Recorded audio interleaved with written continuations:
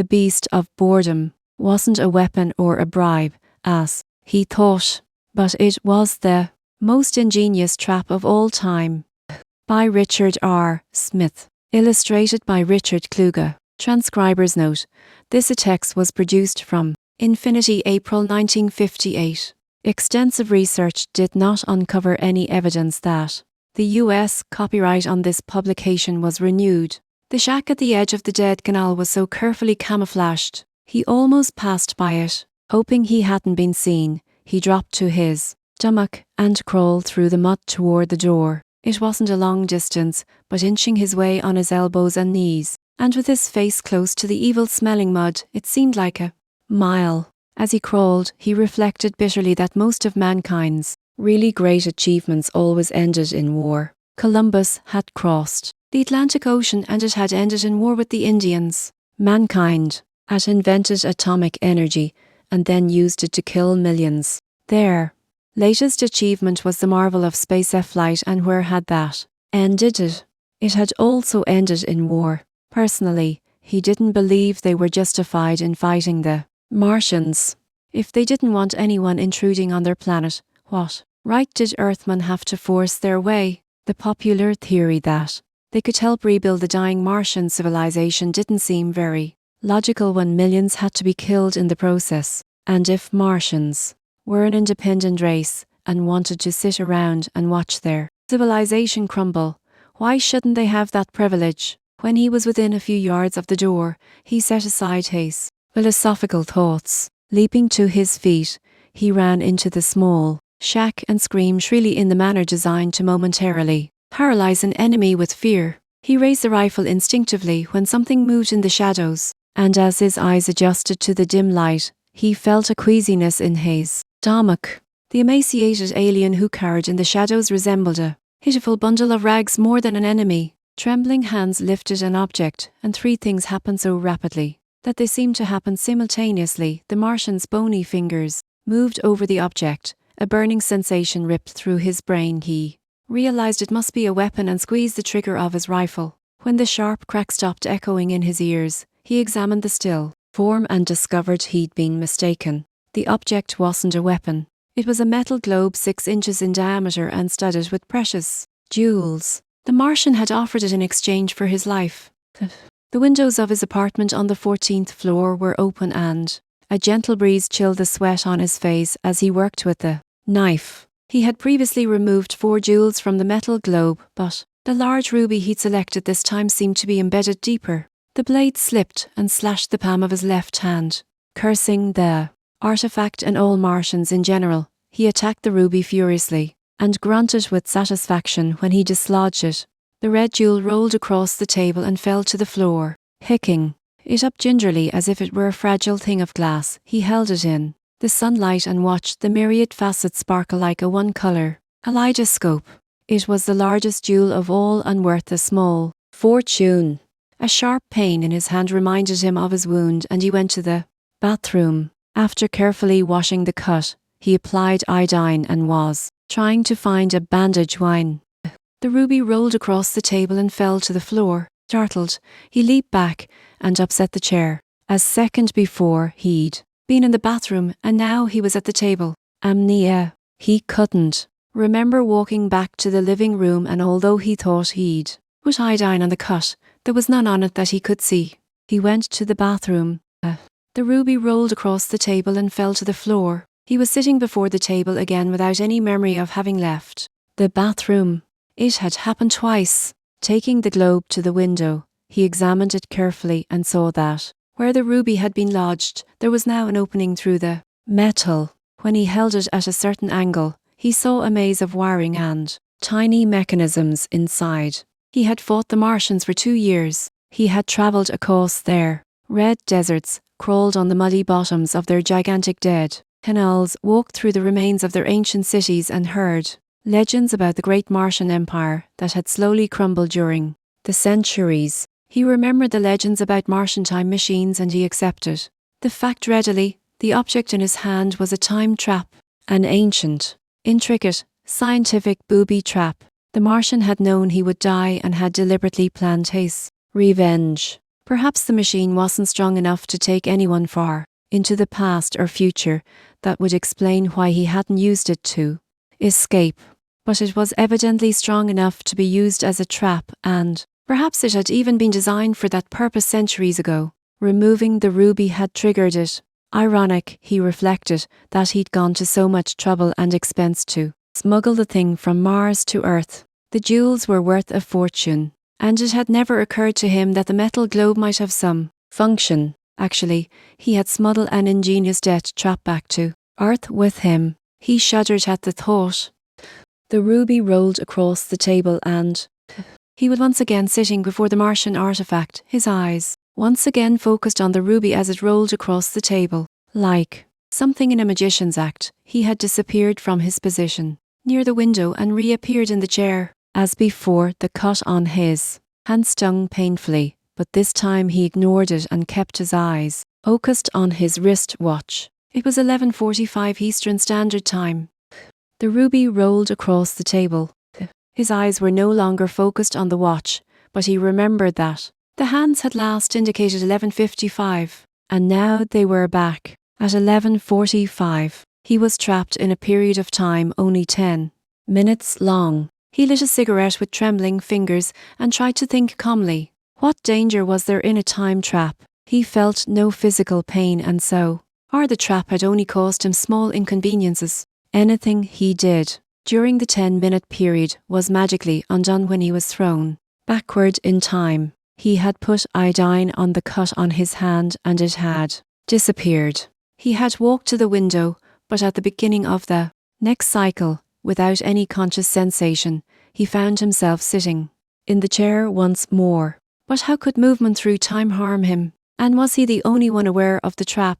He turned the television set on and watched a news announcer during several following cycles. Before long, he was convinced that he was the only one who was aware of the repeated time interval.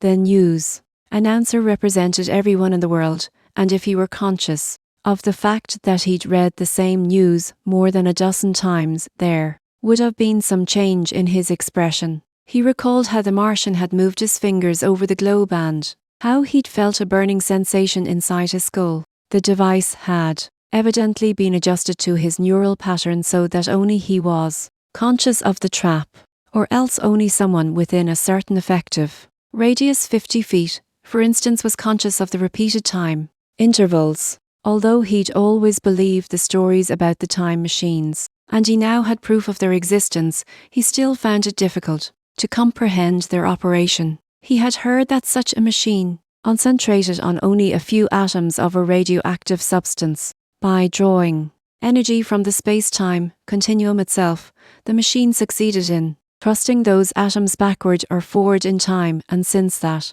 affected the entire probability stream, all physical matter was forced to follow them through the time stream. He couldn't totally comprehend the concept, but he realized he had to do something nevertheless, and during following cycles that totaled hours, he tried to decide on a course of action. He recalled the Martian legend about how a particularly vicious criminal had been punished with a similar machine. The unfortunate had been tossed into a pit filled with Leon-like animals, and then, by repeating the time interval, he had been made to suffer the same death 1,000 times. In his own case, he was in no physical danger, but he knew that an enemy was creeping toward him, an enemy that could kill him as surely as any lion. Boredom. If he submitted to boredom and just sat through the endless time cycles, it would be the same as sitting in a room for weeks, months, or years. That would be the same as solitary confinement and would eventually drive him insane. So, there were two possibilities. He could attempt to wreck the machine, or wait for it to wear itself out and fight boredom while waiting. It didn't take him long to decide that he should wait for the machine to run down. If the alien devices really drew energy from the space-time continuum, it would be dangerous to tamper with one. Wrong move when fooling with such a tremendous amount of energy might be disastrous, and perhaps that was exactly what the old Martian had planned for him to do. On the other hand, it didn't seem possible that a machine could run forever. There should be plenty of ways to keep himself occupied and his mind busy while he waited. He began reading the magazines scattered about the apartment. There was only time to read a few pages, but he mentally noted the page number during each cycle, and when the succeeding interval began, he opened the magazine to that exact page and continued. The ruby rolled across the table, and the preceding cycle seemed like an eternity when he looked back upon them. He had read every magazine from cover to cover, watched every television program, and listened to every radio program countless times, until he had them memorized word for word. He had worked the crossword puzzles in the newspaper several times and explored every square inch of the apartment. He had no more ideas, so he tried to sleep. He knew it was useless. During each 10-minute interval, he had time to walk from the chair to the davenport, close his eyes and relax his body. But then, at the moment when he was about to fall asleep, he would always find himself in the tediously familiar chair. He hoped he would grow tired and be able to fall asleep, but finally realized it was impossible, since the machine influenced the space-time continuum and the same 10-minute interval in time was always repeated. All physical things in space were exactly as they had been at the beginning of the cycle. His body had been refreshed at the beginning of the original cycle, and it would always be in the same condition. He would never grow older, he would never become hungry, and he would never become tired physically. Desperate for a way to overcome boredom, he used the bottle of whiskey in the kitchen. After several attempts, he discovered to his dismay that there were ways to get violently sick from gulping liquor, but no possible way to get drunk in 10 minutes. He sat through endless cycles staring at the empty air, began to have wild thoughts, and knew he was on the verge of insanity. And if he were losing the fight with boredom, he might as well try the other alternative, break the machine and hope it wouldn't blow up in his face. Taking a long-bladed knife, he attacked the small mechanisms inside the globe. He probed, twisted and jabbed, but they seemed indestructible. Furious, he held it underwater with the hope that water would short-circuit electrical contacts if there were any. When that didn't work, he beat it with a hammer, kicked it, threw it about the room, and as a last result, dropped it from the window. It bounced off the sidewalk 14 floors below and attracted attention, but a few minutes later he was once more sitting in the chair and watching the sickeningly familiar ruby as it rolled across the sickeningly familiar table. He stared at the telephone. If only it would ring, if only someone would call him and break the monotony. But that was impossible. At the beginning of each cycle, all physical things and events were exactly as they had been. Telephone. He could use it to break the monotony. He could phone all his friends. He telephoned all his friends and talked with them for numerous 10-minute intervals that totaled days, because they were always unaware of the previous cycles. His repeated phone calls never annoyed them. Sometimes he told them about the time trap, but it was beyond their comprehension, and they always thought he was drunk, so he learned not to mention it.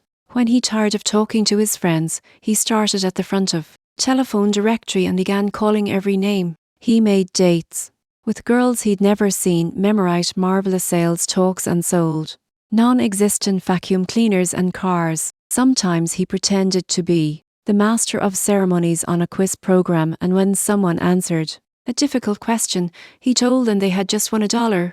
Though various reactions he received were amusing and broke the monotony, but after a few days, even that became boring. He tried to leave the hotel's 14th floor, but discovered that the elevator boy was not on the job at that particular time. Although he ran to the elevator at the beginning of numerous cycles and pushed the down button, the indicator needle never moved during the 10 minutes. He used the stairs at the end of the corridor with the hope of reaching another floor and meeting someone. To see someone or speak to someone in person would have done a lot to break the monotony, but he found that the 13th and 15th floors were inaccessible. The doors that led to them from the stairway wouldn't push in, and there was no hand grip to pull them outward. Evidently, the hotel management used the method to prevent burglars from having an absurdly easy and unseen access to the apartments. Anyone could leave a floor and use the stairs to reach the hotel lobby,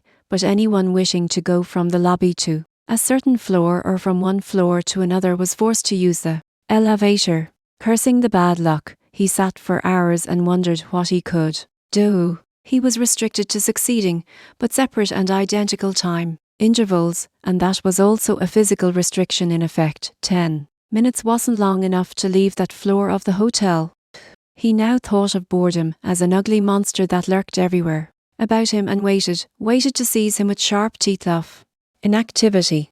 Desperate for the sight of another person, he tried to enter the other apartments. There were 5 on that floor, but of them, only the one next to his own seemed to be occupied. When he knocked, there was no answer, but he pressed an ear against the door and heard the faint sound of running water. Whoever the occupant was, he or she was taking a shower and couldn't hear him no matter how hard he knocked. It irritated him because the apartment was so close. If he could contact the person somehow, he or she could be reached at the beginning of each cycle and would be a tangible individual to help him fight boredom, not a voice on the telephone, an image on the television screen, or a tiny dot of a person 14 floors below his window.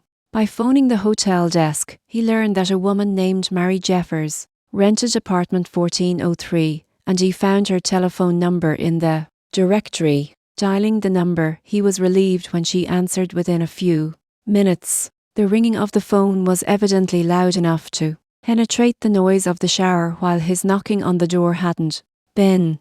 "Mary Jeffers?" he asked. "Yes, Mary, are you a college graduate?" "Yes." "Who's this? Why do you want to know?" "This is the police, it's very important. Which college did you attend?" He knew it was a flimsy trick to get information, but he caught her off guard and she answered, "The University of Delaware." He hung up the phone and waited until the next cycle. Dialing the number again, he said, "Mary, this is Harry Ogden." Because of the nature of the time trap, she was unaware of the previous conversation, and her automatic reply to the unfamiliar voice was, "Ogden, you must have the wrong number. I don't know anyone by that name. Don't you remember? I went to the University of Delaware with you. I remember you. You have blonde hair and..." "No, it's brunette."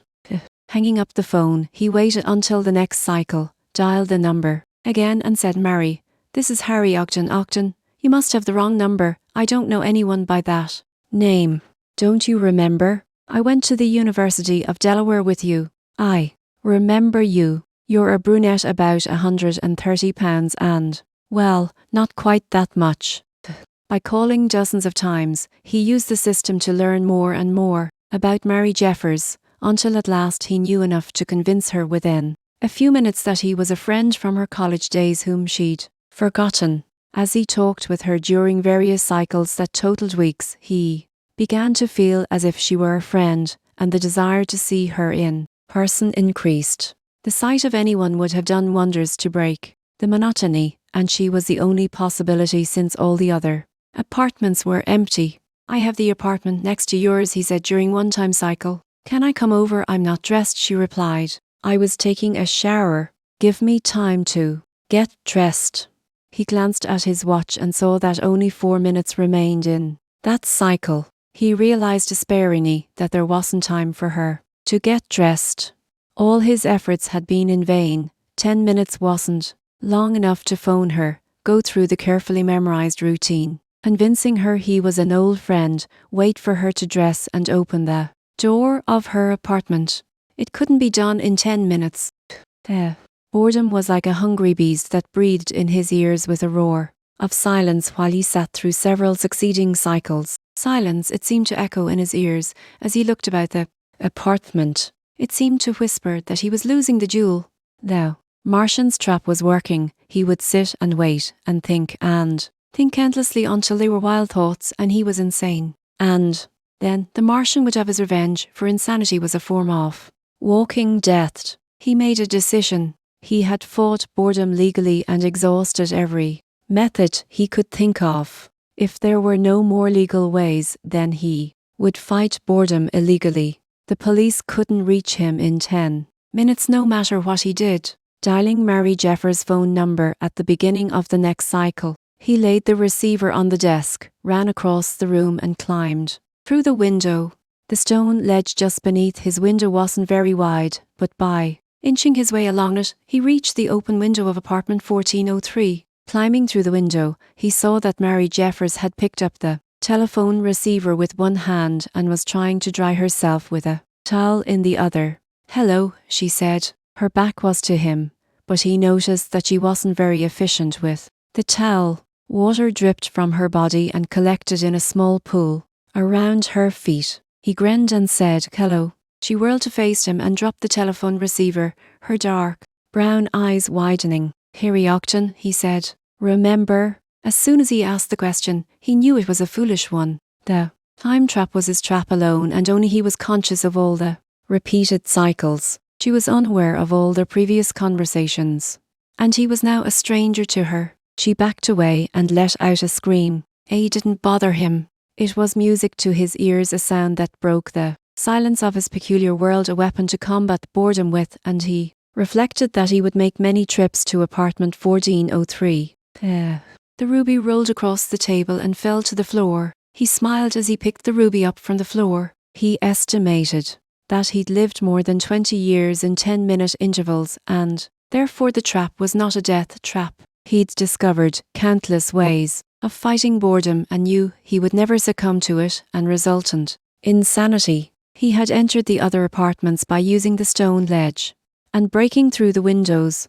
In them he had found a total of hundreds of books, a pair of binoculars that he used to study, a multitude of new things from his window, a typewriter that he used to write books, although there was never a completed manuscript, a chess set, decks of cards, hobbies. There were many more possibilities that he hadn't explored yet, and he realized that the Martian had given him a valuable gift: extra years of life. It seemed incredible that a machine could operate continuously for 20 years, but the ancient Martians had been expert in constructing devices without moving parts. He knew little science, but he could vaguely imagine a sort of gateway to the space-time continuum that the removal of the ruby had opened. Perhaps during a 10-minute period, a predetermined amount of energy passed through the gateway and flowed against a radioactive substance in a way and with a force that crossed a few atoms backward in time to the point when the energy didn't exist, and that established the cycle. With moving parts, the machine wouldn't have run continuously for 20 years. Something would have broken down. Even without moving parts, the machine wouldn't run forever. The materials themselves would deteriorate sooner or later, or the energy passing through them from the space-time continuum would gradually disintegrate them, no matter how strong they were. But for as long as the device operated, he would live without growing old. If it ran 100 years, he would live 100 years. The ruby rolled across the table and fell to the floor. He rubbed his aching head. He had lived approximately 30 years, at 10-minute intervals, but the headache had started and grown in intensity during the last year, and it was difficult to recall and appreciate all the things he had done. The ruby rolled. How many years had he lived? 50? 100? He was unable to calculate it anymore, and it was even difficult to think about much simpler things. His mind was filled with memories, millions, billions, trillions of endless, countless memories without any sleep to relax his mind, with no rest at all. The ruby.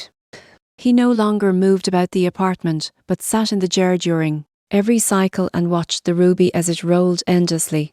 Memories were like a crushing, paralyzing weight in his mind, a weight that grew, and the old Martian he had killed would have his revenge. He realized the ingenious machine was much more than a gift or a death trap.